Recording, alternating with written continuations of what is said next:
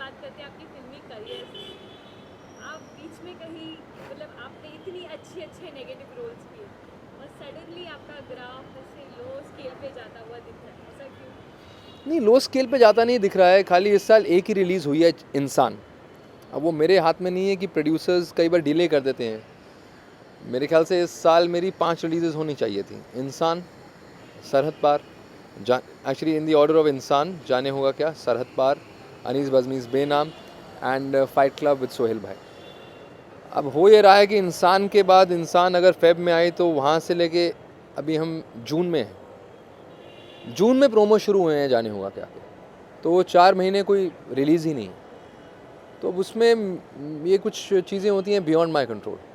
You know, it's you have done your work in the films, they have been dubbed, they are ready for release, except for Benaam. Benaam में मेरे ख्याल 4 दिन 5 दिन का काम बचा है क्लाइमैक्स में, और फिर उसके बाद डबिंग बची है, but there is time for Benaam release. Fight club we are still shooting, so it's a November release, but there you'll see a lot of spate of my films now soon, like starting with Jaane Hoga Kya. There'll be 5 releases hopefully by December, and then some for next year. So I'm currently working on a project which is being produced by Anil Sharma, और अनिल शर्मा जी को help कर रहे हैं इंदू जी।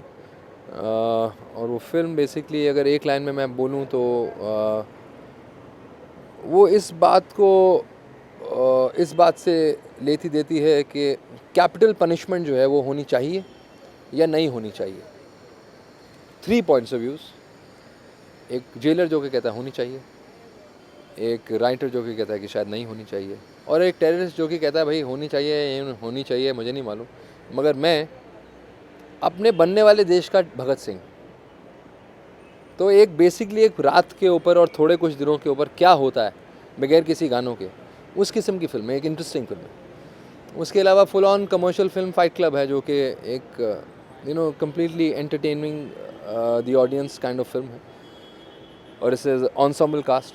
तो ऐसा नहीं मैं कहूँगा कि पीछे रह गया या कुछ। I am extremely busy, I mean I am doing 3 films right now as on flow right now, which is I think more than enough, और उससे ज़्यादा करना मेरे ख्याल से is not good for the artist, is not good for the producers. Then you become like a taxi, going from one set to the other. आपने film की थी अशोका, चैंपियन, उसमें आपका रोल बहुत अच्छा था, लेकिन फिर आपकी कुछ फिल्में आई, Agneepath, 88, on top hill and फिर भगत सिंह, जिसमें लोगों ने आपको इतना सराहाया नहीं। देखिए, आपको फिल्में ऐसे ना नहीं जब लगता? चलती हैं तो लोग एक्टर्स को सराहते हैं। आई मीन चैंपियन एक एवरेज प्लस फिल्म थी नॉर्थ में, और बॉम्बे में एवरेज थी, और उन्होंने second release on television it's done very well. I mean Sony वालों से मैं याद है एक फ़ोन आया था कि यार your film is being the most asked for film on television. कम से कम 15-20 मरतबा वो सोनी मैक्स पे आ चुकी है। वो तभी आती है अगर उनको एडवर्टीजमेंट्स मिलते हैं, और एडवर्टीजमेंट्स तभी मिलते हैं अगर जो एडवर्टाइजिंग पीपल होते हैं उन्हें लगता है कि यार ये फिल्म से हमें रेवेन्यू करेक्ट आता है, तो हमें शायद अपना ऐड, मेरे ख्याल से ऐसा कुछ स्ट्रैटेजी होती है। तो वो फिल्म कुछ लोगों को शायद ज़्यादा पसंद आई। अग्निपंख फ्राइडे को लगी थी, और अगले सैटरडे तक उसके कलेक्शंस नहीं हुए, तो चली नहीं। 88 एंट ऑफ हिल फिर एक ऐसी फिल्म थी जो कि शायद इतनी ज़्यादा पब्लिसिटी उस फिल्म की नहीं हुई, चली नहीं। क्यों, एक फिर एक ऐसी फिल्म थी जो खासी, कुछ फिल्म होती हैं जो चलती हैं। कुछ अशोका क्रिटिकली बहुत अक्लेम्ड फिल्म थी, संतोष सिवन साहब की फिल्म थी, शाहरुख खान जैसे महारत एक्टर थे उसमें, जिनकी एक फॉलोइंग कुछ ऐसी है कि वो एक गाना भी कर देते हैं एक पिक्चर के अंदर, तो वो पिक्चर भी हिट हो जाती है।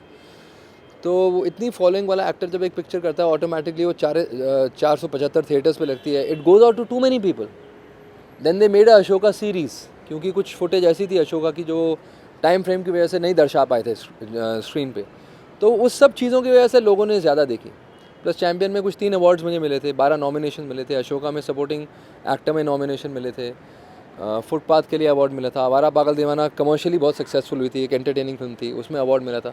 तो people I think remember you not as you, they remember you as characters. Vikrant from suppose Avara Pagal Devana, or Nazir from Champion, and so on and so forth, or Bhim from Ashoka.